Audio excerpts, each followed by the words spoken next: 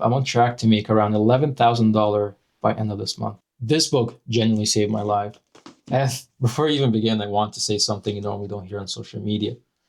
Most people come online to present themselves as successful, happy, and living large. While that might be a facade, to each their own, there are very few people that talk about internal battles that almost destroyed them. But very few people talk about the debt, addiction, and the pressure. And most importantly, the disappointment in yourself. So this video isn't me trying to look perfect. It's quite the contrary. I'm bringing reflection, lessons, and honesty because I know there are people silently fighting battles in their own head while pretending everything is okay, at least externally. And if this video helps even one person regain control of their life, then it's worth sharing. And honestly, I know I haven't been posting much lately, and that's been intentional because for the first time in a long time, I realized my real life needs more attention than my online life. I had problems I need to confront privately, habits I need to fix, debt I need to face, a mind I need to heal. And I reached a point where constantly posting while my real life was collapsing internally wouldn't just be distraction, it wouldn't be authentic at all. Because I never want to become someone who looks aligned online while privately falling apart. That's just not who I am. So if I disappear for a little bit, not because I gave up, not because I finally, but because I finally understand where my energy needs to go. Right now, my focus is rebuilding, fixing my systems, fixing my health, fixing my finances, and fixing my relationship with myself. Because ultimately, what I'm really trying to do here is buy back my freedom, financially, mentally, and spiritually. And more importantly, I want my private life to align with my online presence. I want to be the person you see online to genuinely reflect who I am when the camera turns off. And once I've fully stabilized that foundation, trust me, I'll be posting again soon. And I know saying this publicly might sound dramatic, but if you ever reach a point in your life where you no longer recognize yourself, then you understand exactly what I mean when I say this book saved my life. For the last 2 years, I felt like I was slowly drifting away from myself. Not all at once, not through one catastrophic event, but through thousands of tiny, unnoticed decisions. And that's the dangerous part about self-destruction. It rarely announces itself. It happens quietly, one bad habit, one excuse here and there, and avoiding responsibility. Until eventually you wake up one day and realize you've become someone you don't even respect anymore. You see, 2 years ago, I wasn't falling loudly, and I was failing silently. Financially, I was drowning. Mentally, I was exhausted. And emotionally, I was disconnected. Socially, I started isolating myself from people who genuinely cared about me because deep down, I didn't even like who I had become. Misery became normal. And like they all say, misery loves company. And if I'm being completely honest, for a long time, I felt sorry for myself. I kept asking, why is this happening to me? Instead of asking myself what role I played in my own downfall. I was afraid to take control of my life because taking control means responsibility, and responsibility is uncomfortable. So instead, I let life drag me along. And sure wasn't a joyful ride to say the least. I let stress dictate my emotions, I let fear dictate my decisions, I let temporary pleasure distract me from long-term consequences. And one of the hardest things for me to admit is this. My debt should have been the forefront of my attention, but it wasn't. Escaping reality became the forefront. Smoking weed, scrolling became the forefront. Complaining became the default settings for me. And something else I had to admit to myself was also weed gave me some calm, at least temporarily. When I was high, my mind slowed down, the stress softened, the overthinking disappeared for a little while. But the problem was never the moments when I was high. The problem was who I became when I wasn't. You see, I was very short-tempered, agitated, and emotionally reactive. And without realizing it, it started pushing me to push people away. Not because they were bad for me, but because internally I was fighting myself every single day. And eventually you realize something painful. Anything that gives you peace temporarily, while stealing your peace long-term, is not peace, it's escape. And even though I stopped for a long time, I relapsed. And this time something changed. Instead of spiraling, I became aware. And awareness changes everything. Now, it's been nearly 60 days completely sober from any substance or drugs. And when I say drugs, yes, I mean weed. And I just hit 300 days of alcohol free. And honestly, I'm proud of that. Because for the first time in my life, I stopped escaping discomfort and started facing it directly. And there was another realization that hit me hard during all of this. My debt wasn't just financial anymore. It became mental debt too. It clouded my judgment, the way I spoke to people, the way I carried myself around friends and family. Almost like a virus. You know, when a computer gets infected and everything starts slowing down, glitching, and malfunctioning, but you can't figure out where that virus actually came from? Well, literally my life. That was me. Except, unlike a computer, I can't just run a scan and locate the corruption. I did not understand why I was angry, why I was disconnected, why I kept sabotaging myself while pushing away the very people that genuinely cared about me. And because I understand it, I punished myself for it. I became harsh with myself, and naturally, I became harsh with everything around me too. Trying to control everything, trying to force outcomes, trying to grip life tightly because internally I felt like I was losing control over myself. But the harder you squeeze water, the faster it escapes through your fingers. And eventually, I realized the problem wasn't life. The problem was the systems I built around my habits, my thinking, and my emotional responses. And another thing I've never really spoken about openly was the battles happening inside my own head. Because from the outside, people only see your actions, they don't see the war behind them. But obviously, with every action, there's a reaction, and vice versa. They didn't see the overthinking, the pressure, the disappointment, the self hatred, the constant feeling that I'm behind in life. And for a long time, those demons won every battle, every single one of them. They convinced me to procrastinate, escape reality, numb myself, to doubt myself. They convinced me that I have really ruined too much to fix anything. And that was kind of just it for me. But for the first time in a long time, I feel like I'm finally winning battles inside my own head. Not every day, obviously, not perfectly either, but consistent enough to recognize that. And honestly, a huge part of my mental state came from a pressure I never really admitted affected me this deeply. My family has always wanted me to pursue school, specifically medical school. And the truth is, I understand why. See, my parents sacrificed so much for me, especially my father. And when people sacrifice for you, you naturally want to make them proud. You you want your life to justify their sacrifices. But internally, that pressure became heavy for me. Because while everyone around me saw potential, I saw my own mistakes and my own flaws. I saw my debt, I saw my poor decisions, my wasted time, my inconsistency. And eventually you start feeling guilty for not becoming the version of yourself people believed you would become. And that guilt eats at you quietly, especially as a man. Because you feel like you're running out of time while everyone expects you to have everything figured out already. Or maybe that's just me. And I think for a long time that pressure made me mentally collapse internally without recognizing it. And something changed recently. I accepted something very difficult, that my previous decisions have consequences. And before I can allow my parents to take part of my growth, I have to clean up the mess I created myself. Not because they wouldn't help me, but because part of becoming a man is learning how to carry responsibility without constantly being rescued from it. And oddly enough, accepting responsibility gave me peace. Because now I can feel like I'm finally in control again. Not of everything around me, but of myself. And I know as a man, mental health isn't something we really talk about openly. There's a stigma around it, that this idea that you should just man up or grow some balls or deal with it yourself. And to be honest, I was part of that mindset too. I used to be part of that. I thought struggling mentally meant weakness. I thought asking for help meant failure. But failure is just feedback. And when you get feedback, you improve. And the truth is, unresolved pain doesn't just disappear just because you ignore it. I find it leak into everything else. Your relationships, your habits, your discipline, your reactions, and your ability to love people properly. And for the first time in my life, I started seeing a therapist. Not because I'm broken, not because I'm weak. I mean, maybe a little bit broken, but besides from that, but because I got tired of becoming someone I could not recognize anymore.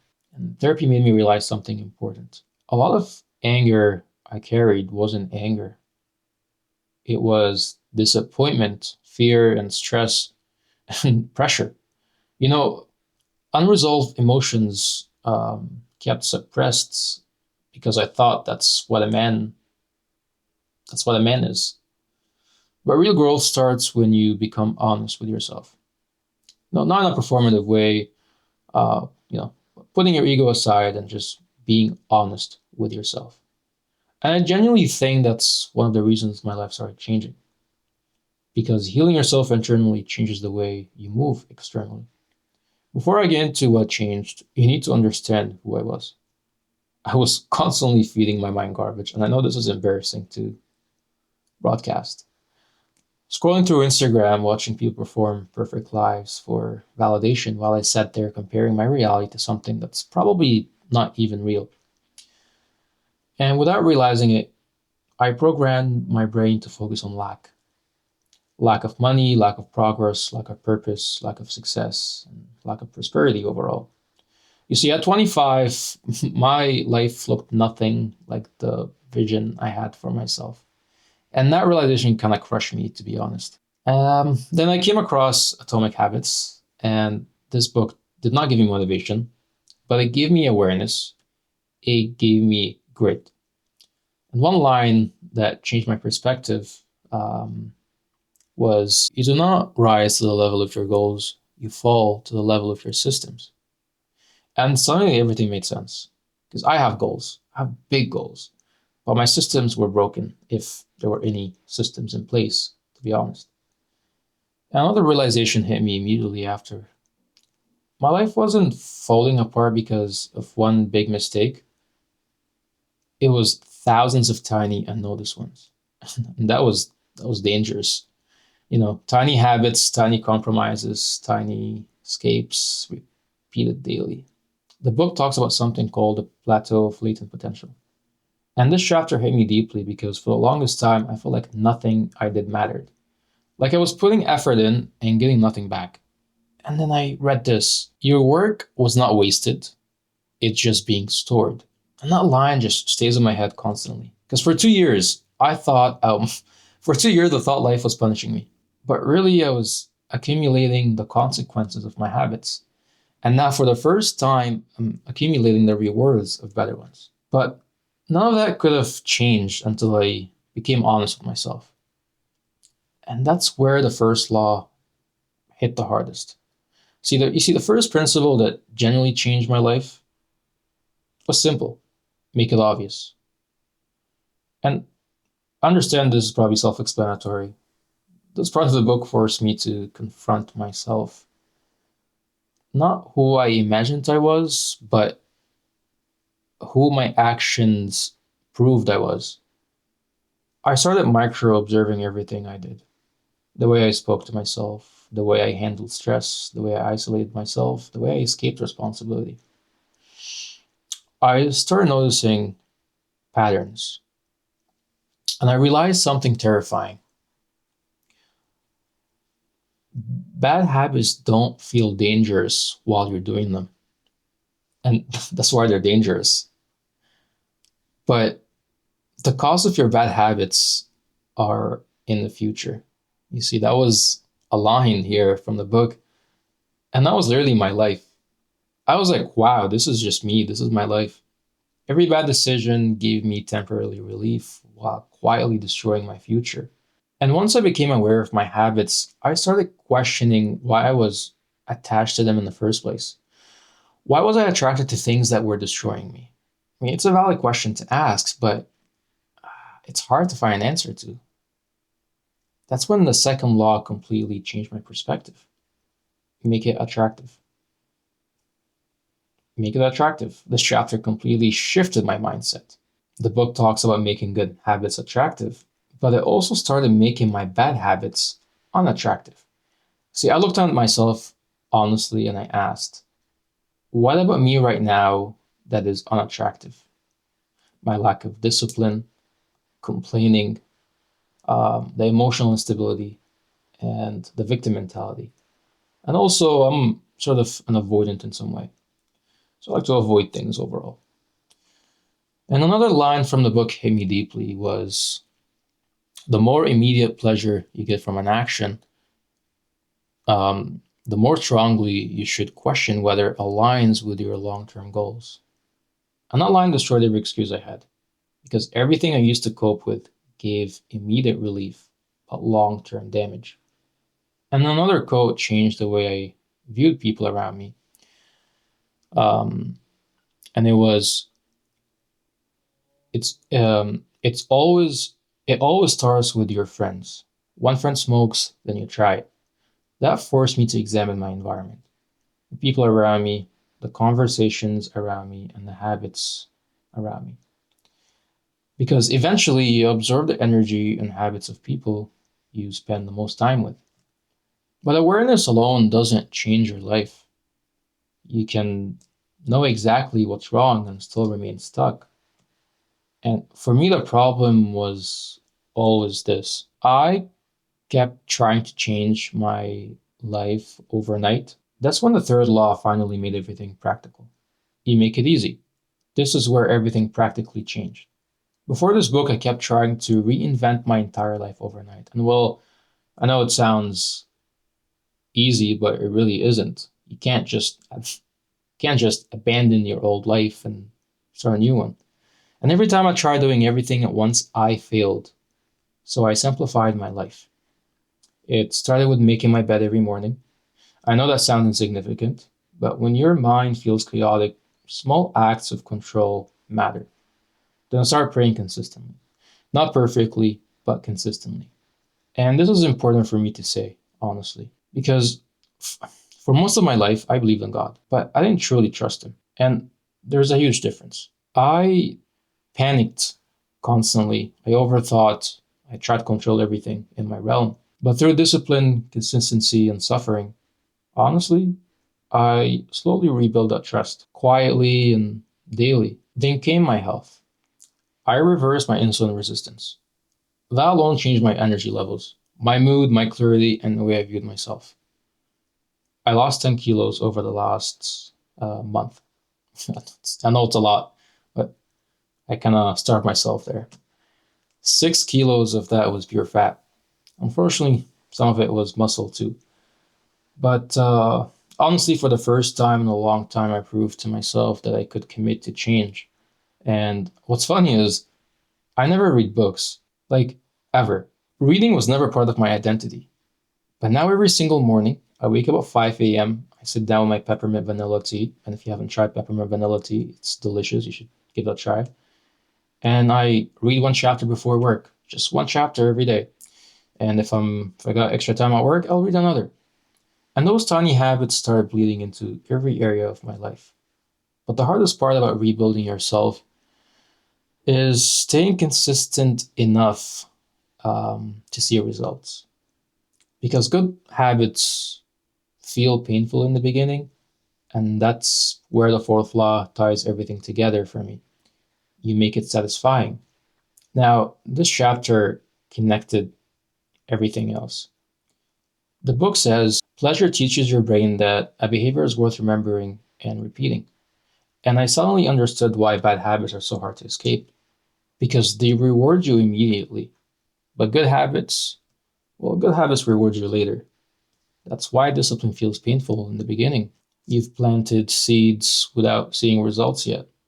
Another quote I find helpful was mastery requires patience. That line changed my relationship with progress. You see, I've always been the kind of guy that wants everything now, but I used to quit whenever I didn't immediately see results. Now I understand something a little bit deeper. Consistency stores results invisibly before they become visible externally. And strangely enough, once I started changing internally, my external life started responding differently too. My work started changing. And as you guys know, I'm a videographer. You probably see my page. I've always thought about quitting. And, there was a point where I genuinely believed nobody saw value in what I was creating. So I questioned everything from my worth, um, the doubts I had in my craft. But I stayed consistent. I showed up. I refined my art and craft, and there was something special about putting effort into the universe because it has a way of returning it. And eventually, opportunities started appearing. I got more paid gigs, more people recognizing my work, more momentum. And for the first time in my life, I'm on track to make around $11,000 by end of this month. And that has never happened to me before. And I genuinely don't think that's a coincidence. I genuinely think because things started changing the moment I stopped waiting for life to save me and started building systems that saved me from myself. One moment recently reminded me that despite everything I was going through internally, there was still good in me. There was this older woman had lost her keys. People around her did the bare minimum and kept walking. But something in me wouldn't let me leave her stressed, all alone. So I stayed. I helped her search everywhere until we finally found them. And honestly, to me, it wasn't some heroic thing. It just felt human. It felt good. And later that same woman showed up with an envelope full of cash for me. And I remember sitting there almost emotional, not because of the money itself, but because for the first time in a long time, life felt like it was reflecting back the energy I was finally trying to put into the world. Just genuine effort, genuine intentions. And for some time alone, instead of spending money emotionally to escape stress, I rewarded myself intentionally. To reward myself for the hard work I've been putting in, my discipline, my superiority, and consistency. I bought myself something that I've been eyeing for some time now. It is the DJI Pocket 4. And for most people, this is just a camera. But to me, it represents something, a momentum. It represents finally investing into my future instead of escaping from my present. You see, a while back, I saw a video online of a man that once said, before bed, tell yourself something wonderful will happen to me tomorrow. And after waking up, tell yourself something wonderful will happen to me today. And that simple thought rewired my brain, and that's the power of neuroplasticity. Even on days where nothing major happened, I started noticing those small things, the tiny good moments, and it made me more grateful. Because not every day needs to be life-changing for it to still be meaningful. One of my favorite lines in this book says, "If you're having trouble changing your habits, the problem isn't you. The problem is your systems." Because for the longest time, I thought, there was some internal brokage. But I wasn't broken.